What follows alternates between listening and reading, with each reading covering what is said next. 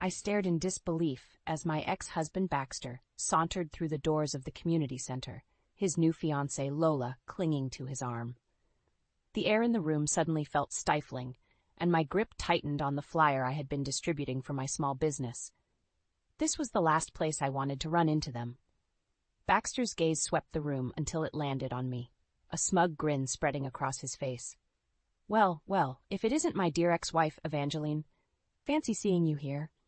He had the audacity to chuckle, as if this was all some big joke. I took a deep breath, forcing myself to remain composed. Baxter, Lola. I acknowledged them with a curt nod, my eyes narrowing slightly. What are you doing here?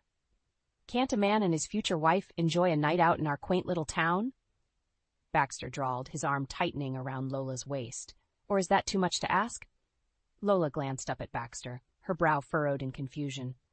Baxter, who is this woman? She asked, her voice laced with uncertainty. Baxter let out a dramatic sigh. Lola, darling, this is Evangeline, my ex-wife, the one I told you about, remember? He turned to me, his gaze hardening, the one who tried to bleed me dry in our divorce. I felt the heat rise to my cheeks, and I had to resist the urge to slap that arrogant smirk off his face. That's not how I remember it, Baxter, I retorted, my voice sharp. As I recall, it was you who refused to pay a single dime in alimony, thanks to that prenuptial agreement you forced me to sign. Baxter's eyes narrowed, and I could see the fury bubbling just beneath the surface. Ah, yes, the prenup, the one that saved me from your greedy clutches. He leaned in, his breath tickling my ear. Face it, Evangeline, you got nothing out of that marriage, and you never will. I clenched my jaw, my nails digging into the palms of my hands. How dare he stand there and mock me, as if our entire marriage had been nothing but a farce. You may have won that battle, Baxter, but mark my words, I'm not done fighting. I glanced at Lola, my heart aching for the young woman who was clearly unaware of Baxter's true nature. You may have found a new plaything, but I won't let you hurt my son the way you hurt me. Baxter let out a loud, grating laugh. Your son? Please, Theo is as much mine as he is yours, and as for hurting him, well, that's your own fault for being such a lousy mother. He leaned in closer, his voice lowering to a menacing whisper. If you know what's good for you, you'll stay out of my way, Evangeline. This is my life now, and I'm not about to let you ruin it. With that, he turned on his heel, Lola trailing behind him, her expression a mix of confusion and concern. I watched them go, my heart racing with a familiar mix of anger and helplessness. Baxter may have won the battle, but I was far from done. I would fight for my dignity, my son, and my future, no matter the cost. The drive home from the community center was tense, the silence in the car thick with unspoken emotions. I could feel Theo's eyes on me, his brow furrowed with concern. Mom, are you okay? He asked, his voice soft. I forced a small smile, reaching over to give his hand a gentle squeeze. I'm fine, sweetheart. Just caught off guard, that's all. Theo's expression darkened. I can't believe he had the nerve to show up here with that woman, and the way he talked to you. His jaw clenched, and I could see the anger simmering in his eyes. I know, honey, but we can't let him get to us. I took a deep breath, steadying my nerves. Baxter may have won the battle with that prenup, but I'm not about to let him win the war. What are you going to do? Theo asked, his voice tinged with a mixture of hope and trepidation. I pressed my lips into a thin line, my mind racing. I'm not sure yet, but I'm not giving up without a fight. That prenup may have left me with nothing, but maybe there's a way to challenge it. Theo's eyes widened. You mean you're going to take him to court again? I nodded, my grip tightening on the steering wheel. I have to, Theo. I can't let him continue to walk all over me, or you. He needs to be held accountable for his actions. Theo was silent for a moment, then he reached out and placed his hand on my arm. I'm with you, Mom. Whatever you decide to do, I'm here for you. I felt a surge of pride and love for my son, my heart swelling with gratitude. Thank you, Theo. I knew I could count on you. I smiled, feeling a renewed sense of determination. Now, let's go home and see what we can dig up on that prenup of ours. As I sat at my desk, poring over the stack of documents related to my divorce, a sense of frustration and bitterness welled up inside me. Baxter had been a master manipulator, using his wealth and power to tip the scales in his favor. That prenuptial agreement had been the bane of my existence, leaving me with nothing after years of marriage and a lifetime of memories. "There has to be something we're missing," I muttered, running a hand through my hair in frustration. "Baxter couldn't have been that clever." Theo leaned forward, his eyes scanning the documents. "What about this clause here?" he said, pointing to a paragraph of dense legal jargon. "It looks like it might have a loophole." I squinted, my brow furrowing as I read through the fine print. You might be onto something. This section seems a bit vague." A spark of hope ignited within me, and I felt a surge of determination. "Theo, call Jasmine. I think it's time we take another look at this prenup." Theo grinned, already reaching for his phone. "I'll get right on it, Mom. Let's show Baxter who he's messing with." As Theo made the call, I allowed myself a small smile. Baxter may have thought he had me beat, but I was just getting started. This was my chance to reclaim my life, and I wasn't about to let it slip through my fingers. The next few days were a whirlwind of activity as Theo and I worked tirelessly with Jasmine, my trusted lawyer, to uncover the truth behind Baxter's prenuptial agreement. It was a meticulous process, sifting through mountains of financial records and legal documents, but I was determined to leave no stone unturned. Jasmine's sharp eye and keen legal expertise were invaluable as we began to piece together the puzzle. "It's all starting to make sense now," she said, her brow furrowed in concentration. "Baxter used some very clever and underhanded tactics to conceal his assets during the divorce proceedings." I felt a surge of anger course through me, my hands clenching into fists.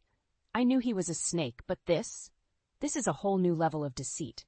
Theo placed a reassuring hand on my shoulder. "Don't worry, Mom. We're going to make him pay for this." Jasmine nodded, her expression grim. "Absolutely.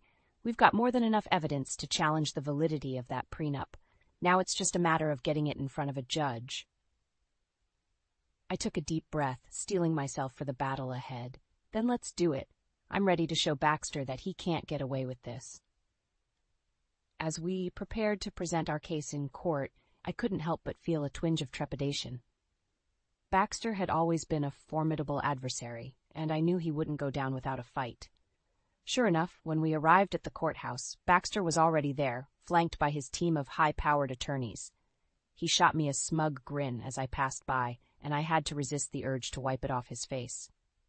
Well, if it isn't my ex-wife, the financial genius," Baxter drawled, his voice dripping with sarcasm. "I must say, I'm impressed that you managed to dredge up all this evidence." He let out a derisive laugh. "But you and your little team of misfits are no match for my legal juggernaut." I clenched my jaw, refusing to be intimidated. "We'll see about that, Baxter. This time the truth is on our side." Jasmine stepped forward, her eyes narrowing. "Mr. Wright, I'd advise you to take this matter seriously. The evidence we've uncovered is more than enough to invalidate that prenuptial agreement." Baxter scoffed, his gaze sweeping dismissively over Jasmine. "Oh, please. Do you really think a two-bit lawyer like you can outmaneuver my team of legal experts?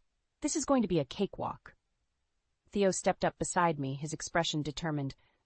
"Don't underestimate us, Baxter. We're not going to let you get away with this anymore."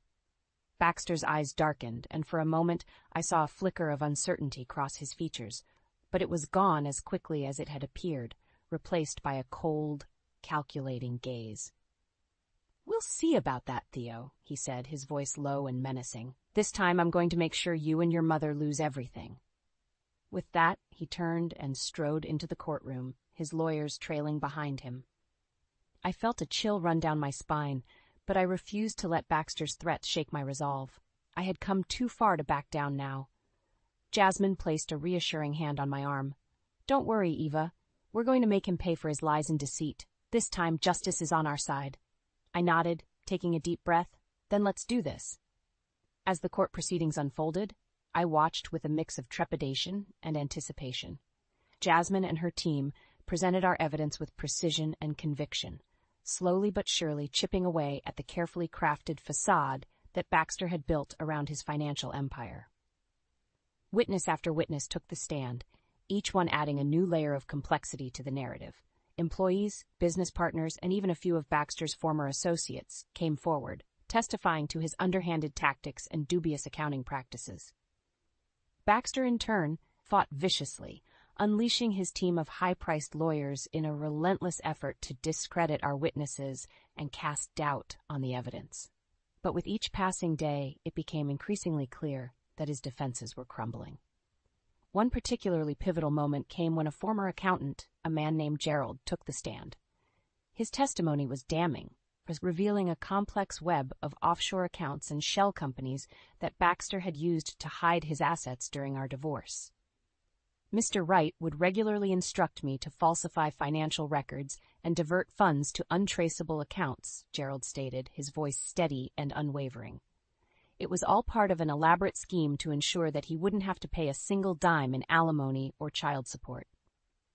The courtroom erupted in a murmur of shock and disbelief, and I couldn't help but feel a surge of vindication. Baxter's face had turned a deep shade of red, his knuckles white as he gripped the edge of the table in front of him. "Objection, Your Honor," one of Baxter's lawyers shouted, jumping to his feet. "This witness is clearly biased, and his testimony is nothing more than hearsay." The judge, however, remained unswayed. Overruled. The witness's testimony is relevant and admissible. She turned her stern gaze towards Baxter. "Mr. Wright, you would do well to refrain from any further outbursts." Baxter's jaw clenched, and I could see the rage simmering behind his eyes. But he remained silent, his shoulders stiff as he sank back into his chair. As the proceedings continued, the tide began to turn against Baxter. The media coverage of the case had grown increasingly intense, with reporters digging into his past and uncovering a trail of shady business dealings and unethical practices. Suddenly, the once untouchable Baxter Wright found himself the target of public scrutiny and outrage. His business ventures began to crumble as investors and partners sought to distance themselves from the growing scandal. "This is a disaster," Baxter growled, pacing back and forth in the courthouse hallway. "How could this be happening?" I couldn't help but feel a small twinge of satisfaction as I watched him unravel. "Maybe if you hadn't spent so much time trying to deceive everyone, this wouldn't be happening," I replied, my voice laced with a hint of smugness. Baxter's eyes narrowed, and he stepped closer, his finger jabbing the air in front of my face. "This isn't over, Evangeline. I'm going to make you and that pathetic son of ours pay for this." I stood my ground, refusing to be intimidated. "Go ahead and try, Baxter, but this time the truth is on our side." With that, I turned and walked away, leaving Baxter to stew in his own anger and frustration. As I rejoined Theo and Jasmine, I couldn't help but feel a sense of renewed hope.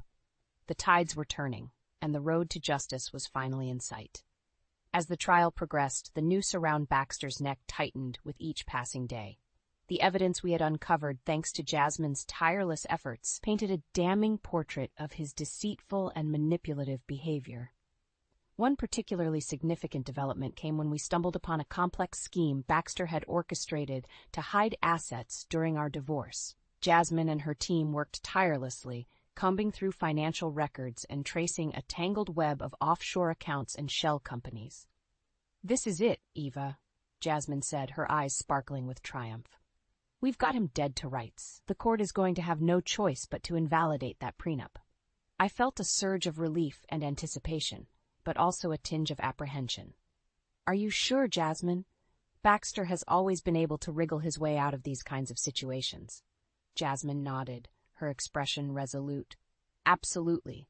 The evidence is ironclad. Baxter's little game of financial hide-and-seek is about to catch up with him." I couldn't help but feel a sense of cautious optimism. After years of being on the defensive, the tables were finally turning. Baxter's arrogance and overconfidence had been his undoing, and I was more than ready to see him reap the consequences of his actions. As we returned to the courthouse for the next round of proceedings, I could feel the tension in the air. Baxter and his team of lawyers were visibly on edge, their faces etched with a mixture of frustration and desperation. Jasmine wasted no time in presenting our findings, her voice clear and confident as she laid out the details of Baxter's elaborate scheme. The courtroom was silent, save for the occasional gasp of shock and disbelief as the magnitude of Baxter's deception became increasingly clear. Baxter, for his part, tried to remain composed, but his usual swagger and bravado had been replaced by a thinly veiled panic. When Jasmine finally concluded her presentation, he rose to his feet, his face flushed with anger. "Objection, Your Honor," he shouted, his voice trembling. "This is all a fabrication, a desperate attempt to smear my reputation and take what is rightfully mine." The judge, however, remained unmoved. "Sit down, Mr. Wright, or I will have you held in contempt of court." She turned her gaze to Jasmine, her expression grave. "Miss Lee, the evidence you've presented is quite compelling. I will need some time to review it thoroughly, but it appears that the prenuptial agreement may indeed be invalid." Baxter's face contorted with rage, and he slammed his fist on the table, causing the courtroom to erupt in a shocked murmur. "This is an outrage," he bellowed, his eyes wild. "I won't stand for this." Theo, who had been sitting quietly beside me, leaned in and whispered, "Looks like the mighty Baxter Wright is finally getting a taste of his own medicine." I couldn't help but agree, a small smile tugging at the corners of my lips. "Yes, my dear," I replied, squeezing his hand. "It seems karma has finally caught up with him."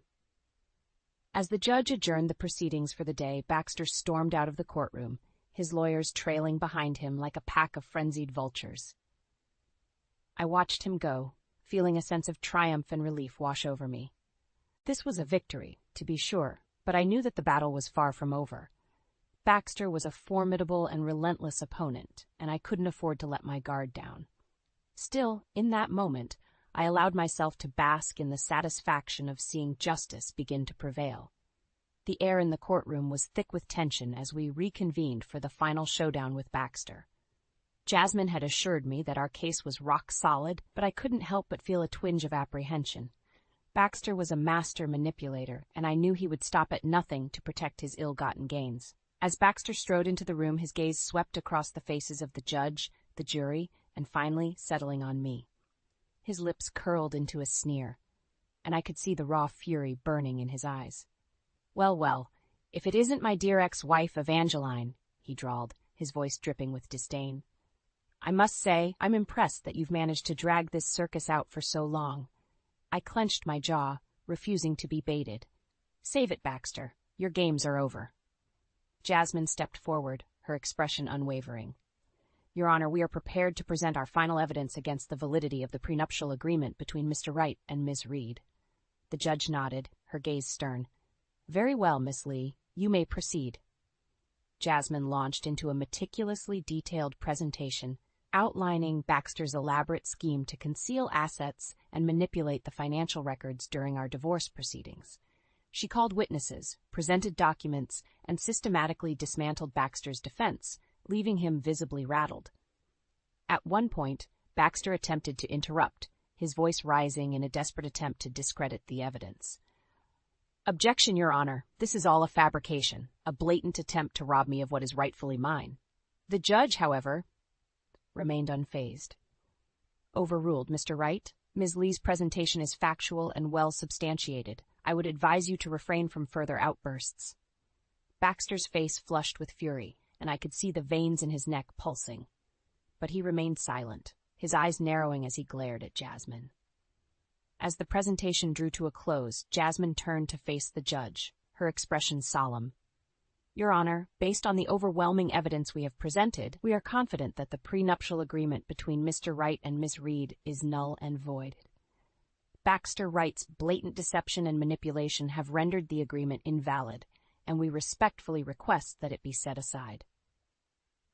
The courtroom erupted in a murmur of anticipation, and I felt Theo's hand squeeze mine, his eyes shining with hope. I held my breath, my heart pounding in my chest as the judge considered Jasmine's words. After what felt like an eternity, the judge cleared her throat, her gaze sweeping across the room. "Having carefully reviewed the evidence presented by Miss Lee, I find that the prenuptial agreement between Mr. Wright and Miss Reed is indeed invalid. Baxter Wright's fraudulent actions and concealment of assets have rendered the agreement null and void." The courtroom erupted in a thunderous applause, and I felt a surge of relief and triumph wash over me. Theo pulled me into a tight hug, his voice choked with emotion. "We did it, Mom," he exclaimed. "We finally beat him." I held my son close, tears of joy streaming down my face. "Yes, Theo, we did. Justice has finally been served." As I turned to face Baxter, I saw the true depth of his defeat. His face was ashen, his shoulders slumped in defeat. For once, the man who had always seemed untouchable was finally being held accountable for his actions. "This isn't over, Evangeline," he snarled, his voice trembling with rage. "I'll make you pay for this, mark my words." I met his gaze, unflinching. "No, Baxter, this time it is over. Your reign of deceit and manipulation has come to an end." With that, I turned and walked away, knowing that I had finally reclaimed the power he had taken from me all those years ago. In the aftermath of the court's ruling, Baxter's once formidable empire began to crumble at an alarming rate. The public scrutiny and legal repercussions of his fraudulent activities had a devastating impact on his business ventures and personal life. I watched with a mixture of satisfaction and pity as Baxter's world came tumbling down around him. His fiancée, Lola, was the first to abandon ship, her eyes filled with a betrayal that cut him deeper than any legal setback. "How could you do this, Baxter?" she cried, her voice laced with a raw, emotional pain. "All this time I thought you were this successful, upstanding businessman, but you're just a liar and a cheat." Baxter for once was rendered speechless, his usual bravado nowhere to be found. He stood there, his shoulders slumped, as Lola gathered her belongings and stormed out of their shared apartment. I couldn't help but feel a twinge of sympathy for the young woman, despite the animosity I held towards Baxter. She had been an unwitting pawn in his twisted game, and I knew all too well the sting of being betrayed by the person you trusted the most. But my empathy for Lola was quickly overshadowed by the sense of justice being served. Baxter's business ventures, once a source of his immense wealth and power, began to crumble under the weight of the revelations that had come to light during the court proceedings. Investors and partners, once loyal to Baxter, now scrambled to distance themselves from the tainted empire he had built. Lawsuits and investigations piled up, and Baxter found himself facing the very real prospect of financial ruin. "This is all your fault, Evangeline," he snarled, cornering me outside the courthouse one day. "If you had just left well enough alone, I could have continued living in peace." I met his gaze, unflinching. "This is the consequence of your own greed and deceit, Baxter. You brought this upon yourself." He let out a frustrated growl, his hands clenching into fists at his sides.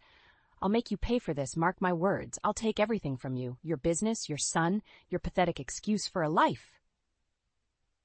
I couldn't help but feel a pang of fear at his words, but I refused to let it show. "Threatening me won't do you any good, Baxter. The damage has been done, and you have no one to blame but yourself." With that, I turned and walked away, leaving him to stew in his own rage and despair. As I rejoined Theo and Jasmine, I couldn't help but feel a sense of satisfaction.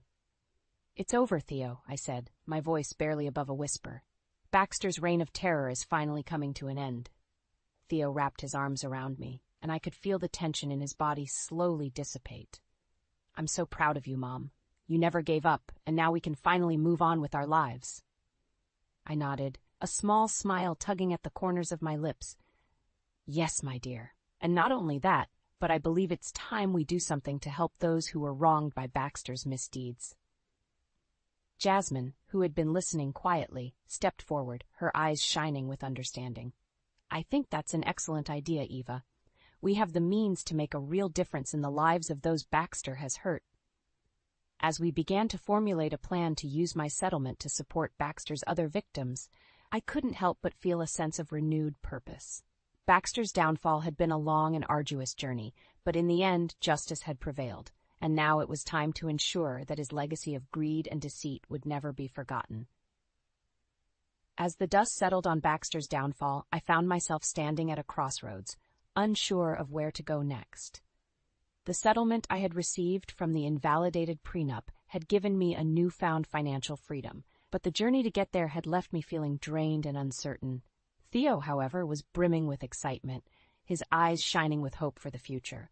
"Mom, this is our chance to start over. We can do anything we want now." I couldn't help but smile at his infectious enthusiasm. "You're right, Theo, but I have to admit I'm not quite sure where to begin." Jasmine, ever the pragmatic advisor, stepped in with a reassuring smile. "Well, Eva, I think the first step is to take a breath and really consider what you want to do with this opportunity. This settlement isn't just about you, It's about building a better future for you and Theo." I nodded, her words resonating with me. "You're absolutely right. I want to make sure we do this the right way, without falling into the same traps Baxter did." Theo reached out and squeezed my hand, his expression earnest. "Whatever you decide, Mom, I'm with you. We're in this together." I felt a swell of pride and gratitude for my son, his unwavering support, a constant source of strength. "Thank you, Theo. I couldn't have done this without you." After much deliberation, Theo and I decided to use a portion of the settlement to expand my small business, finally giving it the resources it needed to thrive. Jasmine assisted us in navigating the legal and financial aspects, ensuring that we were making wise, sustainable choices. The rest of the settlement, however, was set aside for a more altruistic purpose. Inspired by the resilience and determination I had shown in my own battle against Baxter, I decided to establish a foundation to support other single mothers in our community. "This is an incredible idea, Eva," Jasmine said, her eyes shining with approval. "You've been through so much, and now you have the opportunity to help others who are in a similar position." I nodded, a sense of purpose filling me. "Exactly. Baxter's actions hurt so many people, and I want to make sure that his legacy doesn't continue to haunt others. This foundation is my way of reclaiming my story and using it to empower women like me." Theo gave my arm a gentle squeeze, his smile warm and proud. "I think it's an amazing idea, Mom. You're going to change so many lives with this." As we worked tirelessly to bring the foundation to life, I couldn't help but feel a sense of peace and fulfillment. It was as if the darkness that had once clouded my life was slowly but surely being replaced by a renewed sense of hope and purpose. And then one day, as I was finalizing the details of the Foundation's mission and programs, I received an unexpected call. It was Baxter, his voice uncharacteristically subdued. "Evangeline," he began, his words laced with a hint of desperation. I need your help." I hesitated, unsure of how to respond. After all the pain and suffering he had caused, a part of me wanted to simply hang up the phone and never speak to him again. But something in his tone gave me pause. "What is it, Baxter?" I asked, my voice cautious. I've lost everything," he admitted, his voice barely above a whisper. "My businesses, my investments, my reputation, it's all gone. I have nothing left." I felt a twinge of pity, despite myself. "I see." I paused, considering my next words carefully. "What do you expect me to do about it?" Baxter let out a defeated sigh. "I know I don't deserve it, but I was hoping you might be willing to spare some of your settlement to help the others I've hurt. I need to make amends, Evangeline. I need to make this right."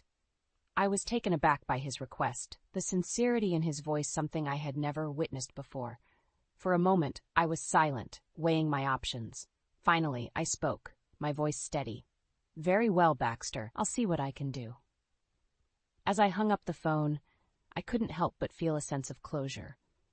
Baxter's fall from grace had been swift and unforgiving, but in the end, it seemed that even he had found the humility to seek redemption. With a renewed sense of purpose, I turned my attention back to the Foundation, determined to ensure that my story would not be defined by Baxter's betrayal, but by the triumph of resilience and compassion.